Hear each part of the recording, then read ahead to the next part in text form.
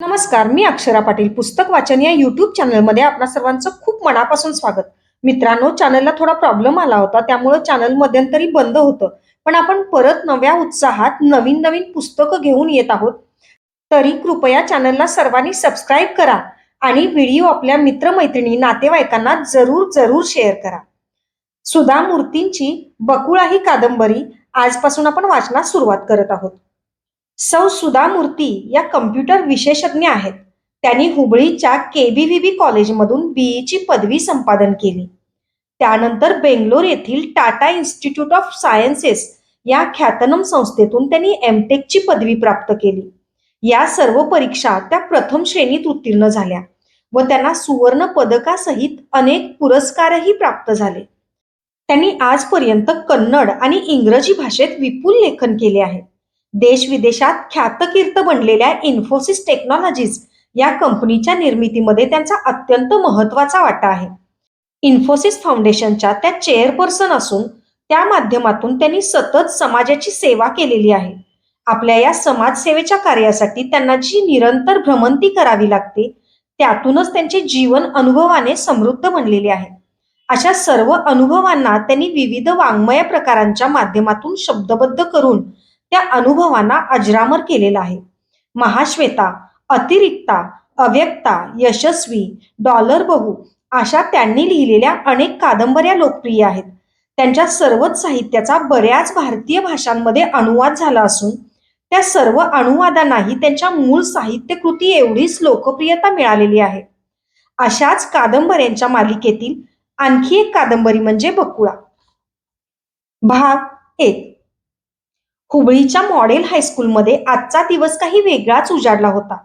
वातावरणात उत्साह भरून राहिला होता. हुबळी हे कर्नाटकातील भरभराटीला आलेलं शहर. 10वीच्या विद्यार्थ्यांमध्ये तर विशेष उत्सुकता होती. निबंध स्पर्धेचा निकाल आज लागणार होता. वर्षभरातील सर्वात मानाची ही स्पर्धा. पण त्याचं कारण बक्षिसाची भली मोठी रक्कम हे नव्हतं. ही स्पर्धा ज्यांनी ठेवली होती ते स्वतःच एक उत्कृष्ट लेखक आणि लघुनिबंधकार होते. आज या स्पर्धेतून निवडण्यात आलेला निबंध पुढे राज्यस्तरीय पातळीवरच्या स्पर्धेत पाठवण्यात येणार होता. सगळ्या किशोरवयीन मुलांप्रमाणेच इथल्या मुलामुलींच्या मनामध्येही आदर्शवाद, उत्साह, क्रांतिकारी भावना आणि त्याचबरोबर काही इतर संमिश्र भावनांचा कल्लोळ माजलेला होता. सभागृह एका अनामिक उत्सुकतेने भारलेले होते. मुले मंत्रमुग्ध होऊन बसून होती. या अशाच स्पर्धांचे निकाल कधी कधी अनपेक्षित लागतात. ज्याला बक्षीस मिळेल असं आपल्याला वाटतं तो बाजूलाच राहतो आणि कोणीतरी दुसराच ते पटकावून जातो. त्यामुळेच इथल्या वातावरणात एवढी उत्सुकता होती. इतिहासाचे अध्यापक कुलकर्णी सर निकालाचा कागद हातात घेऊन समोर उभे राहिले. सभागृहात शांतता पसरली. टाचणी पडली तरी जाणवेल इतकी. सरांना सुद्धा आता मजा वाटत होती. त्यांनी विजेत्याचे नाव घोषित करायला मुद्दामच पुष्कळ आडेवेडे घेतले. ते म्हणाले, आपण आधी पहिल्या क्रमांकाचा निबंध तर ऐकूया. हा निबंध तुमच्या वयाच्या मानाने इतका हृदयस्पर्शी आणि परिपक्व वाटला आम्हाला. सगळी माझीच लेकरे आहेत. मी त्यांच्या पित्यासमान आहे. आपल्या मुलाला सुखसमृद्धी लाभावी अशी प्रत्येक पित्याची इच्छा असते. त्याप्रमाणेच या अवघ्या मानव जातीला चिरंतन आनंदाची प्राप्ती होवो अशीच माझी पण इच्छा आहे. मी ज्या ठिकाणी असेन त्या ठिकाणी माझ्या लोकांच्या हितासाठी मी अविरत काम करत असतो. धर्माचा मार्ग हा सर्व कर्तव्यांमधील अत्यंत पवित्र मार्ग आहे. ज्या व्यक्तीची सद्विवेक बुद्धी जागृत नसेल ती व्यक्ती धर्माचे पालन करू शकत नाही. या जगतात धर्म वृद्धिंगत झाला पाहिजे, त्याचा नाश होता कामा नये. हे शब्द देवनाम प्रिय प्रियदर्शी अशोकाच्या शिलालेखातील आहेत. अशोक हा बिंबिसाराचा पुत्र आणि चंद्रगुप्त मौर्यांचा नातू. सम्राट अशोक एक माणूस म्हणूनही अत्यंत महान होता. त्यांच्या शिलालेखांकडे पाहून आपल्याला त्याचा स्वभाव आणि त्याचे धर्मविषयक विचार जाणून घेता येतात. त्याने आपल्या प्रजेला नेहमीच आपल्या संतती समान मानले, हा त्याचा एक विशेष गुण म्हणावा लागेल. जगाच्या इतिहासात सम्राट अशोकाने स्वतःची एक खास जागा निर्माण केली आहे. हा निबंध जिच्या लेखणीतून उतरला होता तिने एक प्रदीर्घ श्वास घेतला. सरांच्या तोंडून आपण लिहिलेले शब्द बाहेर पडत आहेत ही गोष्ट तिच्या तात्काळ लक्षात आली होती. सर आपल्या अप्रतिम शैलीत तिचा निबंध सादर करत होते. जगाच्या इतिहासात फार महान लढवय्ये आणि सत्ताधीश होऊन गेले. त्यांनी कित्येक युद्धे जिंकली. अलेक्झांडरच उदाहरण घ्या. या जगात येशू ख्रिस्त आणि भगवान बुद्धांसारखे महान योगी पुरुष आणि संत होऊन गेले. त्यांनी करुणेचा महिमा सर्वदूर पसरवला. पण राजा आणि संत असा समन्वय केवळ सम्राट अशोकाच्याच ठायी बघायला मिळाला, दुसऱ्या कोणाच्याही नाही. अशोकाने युद्धापासून फार मोठा धडा घेतला. महायुद्ध जिंकल्यानंतर तो अधिक सहनशील, अधिक करुणागार झाला. सहवेदनेने आणि दयाबुद्धीने त्याच्या अंतःकरणाला पाझर फुटला. त्याने आपले उर्वरित आयुष्य धर्मवृद्धीसाठी व्यतीत केले. आपल्या प्रजाजनांच्या हिताचे रक्षण करण्यात खर्च केले. कदाचित असंही असेल, केवळ कलिंगाच्या युद्धामुळे अशोकाचे हे हृदय परिवर्तन होऊन तो अहिंसेच्या मार्गाला वळलाही नसेल. कदाचित मूळच्या कृपाळू, सहृदय आणि क्षमाशील अंतःकरणाच्या या सम्राटाच्या मनोभूमिकेत इतका मोठा बदल होण्यामागे त्या युद्धाचे केवळ निमित्त घडले असेल. आपल्या प्रजाजनांच्या कल्याणासाठी त्याने ज्या गोष्टी केल्या त्या खरोखरच स्पृहणीय आहेत. म्हणूनच सम्राट अशोकाचे नाव केवळ देवांनाच प्रिय नाही, तर ते अवघ्या मानवजातीला प्रिय आहे. त्याचे नाव केवळ भारताच्याच नव्हे, तर अवघ्या जगाच्या इतिहासात सुवर्णाक्षराने कोरले गेलेले आहे. या अशा सम्राटाला मी अभिवादन करते. सभागृहात आता हलक्या आवाजात कुजबूज सुरू झाली होती. हा इतका सुंदर, सखोल, आशयघन आणि भावोत्कट निबंध कुणी बरं लिहिला असेल? अनेक नजरा एका मुलीकडे वळल्या आणि तिच्यावरच खिळून राहिल्या. ती खाली मान घालून अबोलपणे बसून होती. तिच्या ओठांवर अस्फुट स्मित होतं. विजयोन्मादाचं हास्य नव्हतं ते. आपले शब्द सरांच्या तोंडून असे ऐकताना तिला मनातून काहीसं हसू येत होतं, तर थोडा संकोचही वाटत होता. अशोकाचे शिलालेख त्याच्या राजधानीत सर्वत्र विजयस्तंभावर, शिलांवर आणि गुहांमध्ये कोरलेले सापडतात. असं म्हणतात, त्याचं राज्य दक्षिणेतील कर्नाटकापासून उत्तरेतील पाकिस्तान आणि अफगाणिस्तानाच्या सरहद्दीपर्यंत, पश्चिमेच्या अरबी समुद्रापासून ते थेट पूर्वेकडील सध्याच्या ओरिसा राज्यापर्यंत, म्हणजेच तेव्हाच्या कलिंग देशापर्यंत पसरलेले होते. त्याने आपले शिलालेख पाली, प्राकृत, ब्राह्मी आणि अरबी अशा विविध भाषेत कोरले होते. आपला संदेश जगाच्या कानाकोपऱ्यातील सामान्याती सामान्यापर्यंत जाऊन पोहोचावा अशी त्याची इच्छा होती. त्याचे काही शिलालेख मस्की, रायचूर जिल्ह्यात गावी माता आणि चित्रदुर्ग जिल्ह्यातील सिद्धपुरा येथेही आढळतात. मस्की येथील शिलालेखावरून अशोकाविषयीची एक गोष्ट पहिल्यांदा प्रकाशात आली. ती म्हणजे सम्राट अशोक हा देवनामप्रिय आणि प्रियदर्शी या नामाभिधानांनीही प्रसिद्ध होता. आज सम्राट अशोकाची राजधानी अस्तित्वात नाही, पण या संघर्षमय जगतात अशोकाने स्थापन केलेल्या पंचशील तत्वांचा खजिना मात्र उरला आहे. हा निबंध श्रीमती देशपांडेनेच लिहिलेला असणार. दुसऱ्या तिसऱ्या कुणाचा हा निबंध असणं शक्यच नाही. ही गोष्ट एव्हाना वर्गातील सर्वांच्याच लक्षात आली होती. ती होतीच तशी, उंच, सडपातळ, गुडघ्या एवढ्या लांब केसाची, वर्गातील सर्वात बुद्धिमान मुलगी. अखेर शिक्षकांनी मोठ्यांदा तिच्या नावाची घोषणा करताच सभागृहात टाळ्यांचा एकच कडकडाट झाला. शिक्षकांनी तिला पुढे बोलावून तिचा निबंध तिच्या हाती ठेवला. तिने संकोचून टाळ्यांच्या कडकडाटात त्याचा स्वीकार केला. एवढ्यात तास संपल्याची घंटा वाजली. मुले वर्गाबाहेर पडली. शेवटचाच तास होता. शाळा सुटली होती. श्रीमती आपली वह्या पुस्तके गोळा करून घरी निघत होती. इतक्यात तिच्या वर्गातील काही मुलांचं बोलणं तिच्या कानी पडलं. ती सगळी मुले जराशी नाराज होती. वर्गातला सर्वात देखणा, उंचापुरा श्रीकांत देशपांडे, डोळ्यात ठाम निर्धार असलेला आणि श्रीमतीचा नेहमीचा प्रतिस्पर्धी, आज मात्र जिंकला नव्हता. खुद्द श्रीकांतपेक्षाही या गोष्टीमुळे त्याचे जिवलग मित्र मल्लेश आणि रवी पाटील जास्त नाराज झाले होते. आज मुलींनी मुलांना हरवलं होतं. ही शाळा मुलामुलींची होती. साहजिकच वर्गात मुलींच्या गटाची आणि मुलांच्या गटाची सतत चुरस असे. श्रीकांत, तू तिला जिंकायची संधी द्यायलाच नको होतीस, ते रागावून त्याला म्हणत होते. श्रीकांत त्यावर नुसताच हसला. राहू दे रे रवी, इतिहासाचं काय एवढं घेऊन बसलास? केवळ चांगला निबंध लिहिला म्हणजे तुम्ही सर्वात बुद्धिमान असं सिद्ध होतं का? निबंध लेखन म्हणजे तरी काय? नुसती पानं भरवली की झालं. खरी हुशारी तर विज्ञानात मार्क्स मिळवण्यात आहे. पण मल्लेश मुळीच ऐकून घ्यायच्या मनस्थितीत नव्हता. श्रीकांत, फार जास्त तोंड चालवू नकोस हं. श्रीमती काही हुशारीत कमी नाही, हे आपल्याला सर्वांना माहीत आहे. तू मुकाट्यानं तुझी हार मान्य कर बघू. ती नुसती बुद्धिमानच नाही, तर मेहनती सुद्धा आहे. आणि माझी खात्री आहे ती प्रत्येक विषयात तुझ्यापेक्षा जास्त मार्क मिळवू शकेल, तो जोरात म्हणाला. हे बघ मल्ल्या, श्रीकांत आपल्या मित्राची समजूत काढत म्हणाला, तू तिला फार जास्त हुशार वगैरे समजू नकोस हं. ती चांगली आहे, पण फक्त भाषा, इतिहास असल्या आर्ट्सच्या विषयात. खरं तर बायकांना इतिहास आवडतो, कारण इतिहास नुसता गावगप्पांनी भरलेला असतो. कुठल्या तरी राजाला 3 राण्या होत्या आणि त्याच्या तिसऱ्या बायकोला 6 मुलगे होते, वगैरे वगैरे. या गोष्टी लक्षात ठेवायला काही तर्कशास्त्र किंवा कार्यकारण भाव लागत नाही. फक्त उत्तम स्मरणशक्ती असली की झालं. पण हे सगळं तुला कसं माहीत? रवी थोडासा वैतागून म्हणाला. रवी, अरे ती आमच्या शेजारीच राहते. माझ्या खोलीतून मी बघतो ना तिला अभ्यास करताना. ती रोज भल्या पहाटे उठून अभ्यासाला बसते. हे असलेच निबंध लिहित असणार बहुधा. मी जर तिच्या एवढी तयारी केली असती, तर मी कदाचित तिच्यापेक्षाही चांगला निबंध लिहिला असता.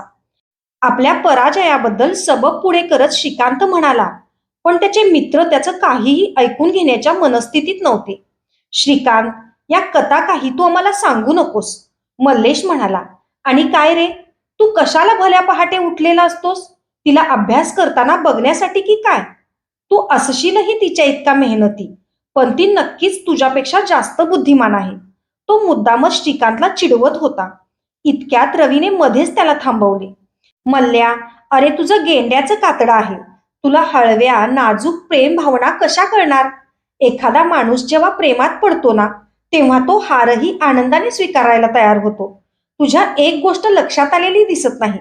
श्रीकांत नेहमी मुद्दामच पहिला नंबर तिला देतो. का माहितीये? कारण ती त्याची अर्धांगिनी होणार आहे ना. बेटर हा. तिचं नाव काय आहे माहीत आहे ना? श्रीमती श्रीकांत देशपांडे. त्यावर सगळे जोर जोरात हसू लागले. श्रीमतीने मागे वळून अवघडून श्रीकांतकडे पाहिलं. त्यानेही संकोचून तिच्याकडे नजर टाकली. त्यांच्या मित्रांचे विनोद जरा जास्तच पुढारलेले होते. हे बघ रवी, मल्ल्या, उगीच काय वाटेल ते बरळू नका. हे असलं काहीही नाहीये. श्रीमतीच्या वडिलांचं नावही योगायोगाने श्रीकांतच होतं. त्यामुळे तिचं संपूर्ण नाव होतं श्रीमती श्रीकांत देशपांडे. आणि याच गोष्टीची श्रीकांतच्या मित्रांना फार गंमत वाटायची, कारण त्या नावाचा अर्थ श्रीमती श्रीकांतची बायको असा ते मुद्दाम लावायचे. भाग 2. तुंगभद्रा नदीने कर्नाटक राज्याचे 2 भाग झालेले आहेत. तुंगभद्रेच्या दक्षिणेला पूर्वीचे मैसूर राज्य होते. यालाच आता दक्षिण कर्नाटक म्हणतात. नदीच्या उत्तरेला महाराष्ट्र राज्याच्या सरहद्दीपर्यंत पसरलेल्या प्रदेशाला उत्तर कर्नाटक म्हणतात. या दोन्ही प्रदेशातील लोकांचे रीतिरिवाज, वेशभूषा, रूढी आणि परंपरा, खाण्यापिण्याच्या पद्धती आणि जीवनविषयक दृष्टिकोन या सर्वच बाबतीत भिन्नता आढळते. दोघांची भाषा जरी कन्नड असली तरीही बोलण्याचे हेल, उच्चार, शब्दांवरील आघात किंवा अनेकदा शब्दांमध्येही फरक असतो. उत्तर कर्नाटकातील लोक मनमोकळे व सरळ असतात आणि या गोष्टींचा त्यांना अभिमान असतो. त्यांच्यात बरेचदा कुलकर्णी, देशपांडे, देसाई, पाटील अशी मराठी आडनावे आढळतात. पण ते मराठी मात्र बोलत नाहीत. कित्येक कुटुंबातील लोकांनी कर्नाटक राज्याची सीमारेषा ओलांडून बाहेर कधी पाऊलही टाकलेलं नसतं. श्रीमती देशपांडेचं कुटुंबीय सुद्धा याला अपवाद नव्हतं. श्रीमती देशपांडे शाळेतून घरी जायला निघाली. तिच्यासोबत तिच्या 2 मैत्रिणी सुद्धा होत्या, वंदना पाटील आणि शारदा एमिकेरी. वंदना पाटीलचे वडील वकील होते, तर शारदाच्या वडिलांचं वाण्याचं दुकान होतं. आज श्रीमतीचा बोलण्याचा विशेष मूड नव्हता. ती मनानं खूप हळवी होती. वर्गातल्या मुलांच्या बोलण्यातील जे काही कानावर पडलं होतं, त्यामुळे तिला वाईट वाटलं होतं. श्रीकांत आणि ती पहिल्या इयत्तेपासून एकाच वर्गात होते. शिवाय ते पिढ्यानपिढ्या एकमेकाचे शेजारी होते. पण दोन्ही कुटुंबांमध्ये पिढ्यानपिढ्या चालत आलेले वैर मात्र अजूनही कायम होते. त्याचमुळे श्रीकांत आणि ती जणू काही एकमेकांचे प्रतिस्पर्धी आहेत, अशाच दृष्टीने सगळे त्या दोघांकडे बघत. नेमकी हीच गोष्ट श्रीमतीला रुचत नसे.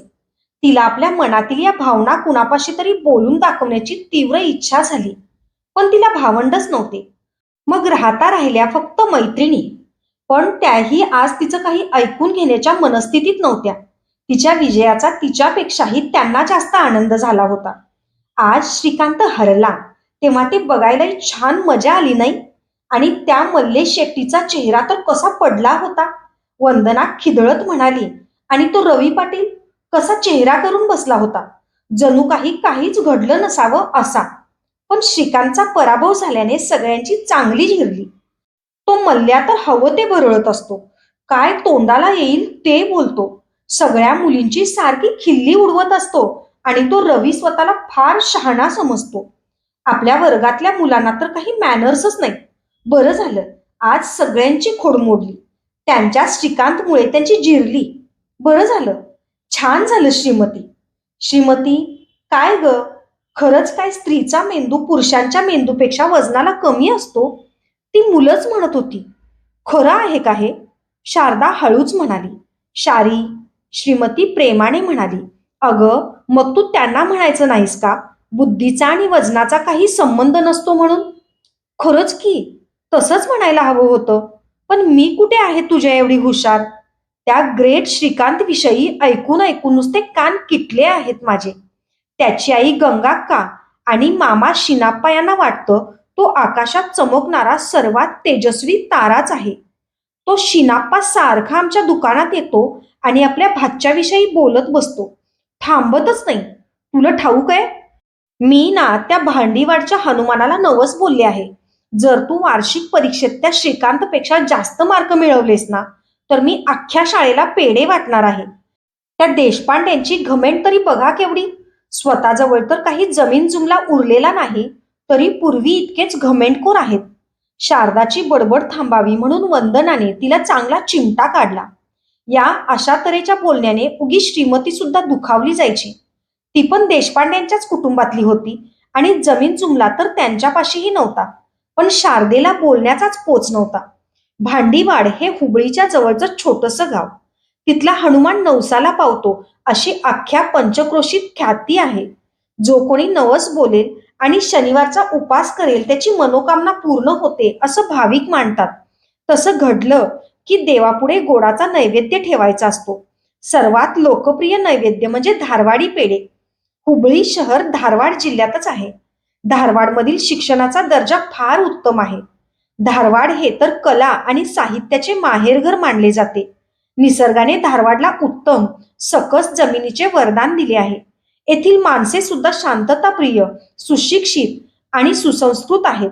लोक गमतीने म्हणतात, धारवाडमध्ये जर हवेत दगड भिरकावला तर लेखकाला तरी लागतो, नाहीतर वादकाला तरी. धारवाड आणखी एका गोष्टीसाठी सुद्धा प्रसिद्ध आहे, तिथल्या स्वादिष्ट पेढ्यांसाठी. अस्सल धारवाडी पेढा गडद तपकिरी रंगाचा आणि खमंग असतो. उत्तर कर्नाटकातील लोक म्हणतात, तुम्ही जन्माला येऊन जर धारवाडी पेढ्याची चव घेतली नसेल तर तुमचा जन्म व्यर्थ आहे हो. तर ते असे पेढे शारदा वाटणार होती. पण कधी? तर आपली मैत्रीण पहिली आली असती तर. वंदनाने सुद्धा आपल्या मैत्रिणीच्या यशासाठी देवाची आराधना चालवलेली होती. रेल्वे स्टेशनच्या शेजारी एक लहानसं देऊळ आहे. प्रत्येकाला नावाबरोबर जसं आडनाव असतं, तद्वतच हुबळीतील त्या देवळातल्या देवाचं नाव होतं रेल्वे ईश्वर. अगं श्रीमती, तू जर पहिली आलीस ना, तर मी रेल्वे ईश्वराची खास पूजा करणार आहे. तो फार पॉवरफुल आहे हं. श्रीमती आपल्या दोघी मैत्रिणींकडे पाहून हसली. शारी, वंदना, तुम्ही माझ्यासाठी देवाची प्रार्थना कशाला करता ग? आणि काय ग, मी काय केवळ श्रीकांतला हरवण्यासाठी पहिलं यायला हवं आहे का? खरं सांगू, एखाद्याच्या बुद्धीचं मापन करण्यासाठी आपल्या परीक्षा मुळीच योग्य नाहीत. मी अभ्यास का करते माहित आहे? ज्ञान प्राप्त करण्यासाठी. मी तो निबंध कसा तयार केला माहितीये? सम्राट अशोक, भगवान बुद्ध यांच्या जीवनावरची पुस्तके मी वाचून काढली. माझ्या दृष्टीने सम्राट अशोक हे फार महान व्यक्तिमत्व होते. त्या व्यक्तिमत्वाची पूजा करते मी. त्या श्रीकांतला कसं आणि कुठे हरवायचं याचं प्लॅनिंग करण्याऐवजी सम्राट अशोकाच्या जीवनावर अधिक माहिती मिळवणं केव्हाही पसंत करेन मी. तिचे शब्द ऐकून दोघी मैत्रिणी अत्यंत नाराज झाल्या. त्यांच्या उत्साहावर विरजण पडल्यासारखं झालं. आपल्या प्रार्थनेचं आणि नवसाचं त्या श्रीमतीला काहीसं कसं कौतुक वाटत नाही, असं त्यांच्या मनात आलं. शारी, जाऊ दे. या श्रीमतीसाठी आपण देवाची प्रार्थना मुळीच करायला नको. शेवटी ती श्रीकांतचीच बाजू घेणार. आपल्याला आपलं उगीच वाटत होतं ती आपल्या बाजूची आहे म्हणून. मुलं काय चिडवतात माहिती आहे ना? श्रीमती श्रीकांत देशपांडे. अखेर ती दोघं म्हणजे एकाच नाण्याच्या दोन बाजू. आणि आपण आपण तर बाहेरचे, नुसते बघे. वंदना फुणफुणत म्हणाली. यावर काहीतरी उत्तर द्यावं म्हणून श्रीमतीने तोंड उघडलं, पण मग तो विचार तिने बदलला. आता तर खुद्द तिच्या मैत्रिणीच तो चाहटळ विनोद करून तिला चिडवू लागल्या होत्या. श्रीमती श्रीकांत देशपांडे. ती काही न बोलता घरी निघाली. धन्यवाद. अशाच नवनवीन आणि विविध विषयांवरच्या कथा, कविता आणि पुस्तकांसाठी पुस्तक वाचन बाय अक्षरा पाटील हे चॅनल सबस्क्राईब करा आणि पुस्तक वाचन कसं वाटलं हे कमेंट बॉक्समध्ये जरूर जरूर कळवा. थँक्यू.